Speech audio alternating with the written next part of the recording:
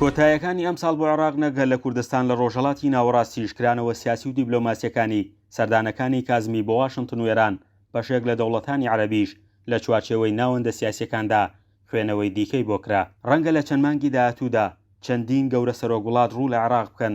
کورد کە پێگەنەرێکی سەرەکی عێراقی نوێیە بەڕای چاودێرانی سیاسی دەبێت نەک هەر پەیوەندیەکانی پەرەپێ بدات بەڵکو بەهێزتریان بکاتەوە لە عێراق و بەشداری گۆڕانکاریە نوێیەکان بێت.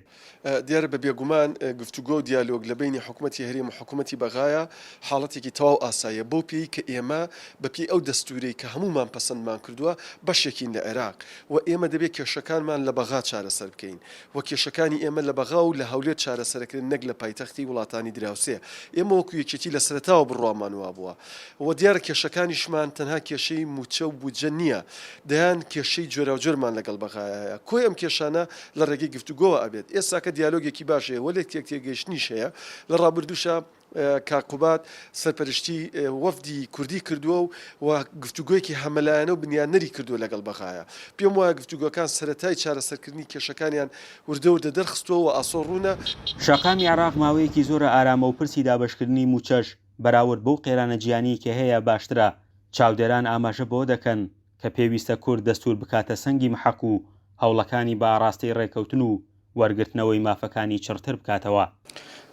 لە ڕاستیە ئێمە بەپێی دەستوری عێراق ئێمە هەرێمێکی دانەبڕاوین لە عێراق و لە چوارچێوەی عێراقین و ئەو ئیلیزاماتانەی کە بەپێی دەستورەکەوێتە سەر هەرێمی کوردستان و کەوێتە سەر دەوڵەتی فیدراڵی عێراق پێویستە هەردوو لە هەردوو حکوومەت وەکو خۆی ئیلتیزامی پێ بکەن و جێبەجێ بکەن. دیارە خەڵک بێ ئەمەل بووە فەرمانبەران بە تایبەتی لەبەرەوەی چەند ساڵێکی زۆر بە سەر حکومڕانی و تەشکیلی حکوومەتان ڕۆشتووە لە سەرەتانێت تا خەڵک مەیوز نەبێ.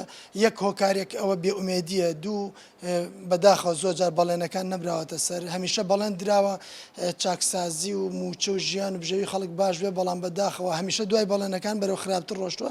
لە ڕابردوودا دانیشتەکانی هەرێمی بەغدا و مەرجەکانی هەردوو لە هێشتا جێگەی مشتومڕی سیاسین.